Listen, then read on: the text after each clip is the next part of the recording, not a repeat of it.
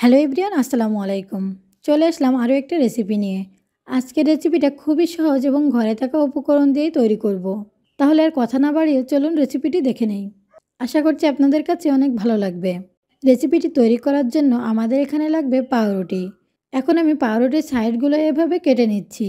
একইভাবে আমি সবগুলো পাউরুটি কেটে নিয়েছি। এবার এটা এক সাইডে রেখে দিচ্ছি। অন্য একটা প্লেটে আমি 2টা সিদ্ধ আলু আর একটা সিদ্ধ ডিম নিয়েছি। এখন এই আলু আর ডিম একটা গ্রেটারের সাহায্যে এভাবে গ্রেট করে নিতে হবে। আলু আর ডিম গ্রেট করে নিয়েছি। এখন এর মধ্যে দিয়ে দিচ্ছি 1 টেবিল চামচ মতো ধনিয়া পাতা কুচি, 4-5টা কাঁচামরিচ কুচি, 1/4 চা চামচ মতো গোলমরিচের গুঁড়া, 1/4 চা চামচের মতো ভাজা জিরা মশলার গুঁড়া, 1/2 চা চামচ মতো চিলি ফ্লেক্স, স্বাদ মতো লবণ আর কিছু পেঁয়াজ বেরেস্তা। এবার একটা কাঁটা চামচের সাহায্যে সব কিছু ভালো করে মিশিয়ে নিতে হবে।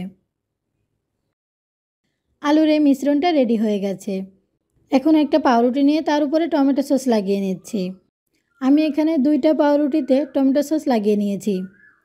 এবার একটা পাউরুটির উপরে কিছুটা আলুর মিশ্রণ দিয়ে চামচ দিয়ে এভাবে একটু চেপে চেপে দিতে হবে। এখন অন্য যে পাউরুটিটা আছে সেটা এর উপর দিয়ে দিতে হবে। আর এই একইভাবে আমি সবগুলো বানিয়ে নিব।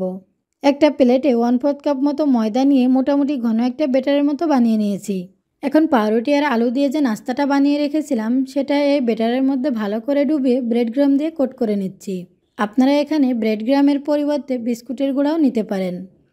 একই পদ্ধতিতে আমি সবগুলো নাস্তা ব্রেড ক্রাম্ব দিয়ে কোট করে নিয়েছি।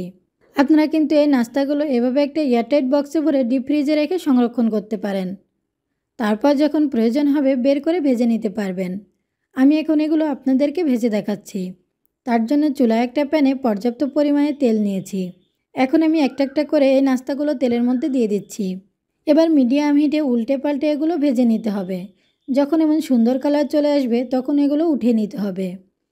বাসায় পাউরুটি থাকলে কিন্তু এই রেসিপিটা বানিয়ে নিতে পারেন।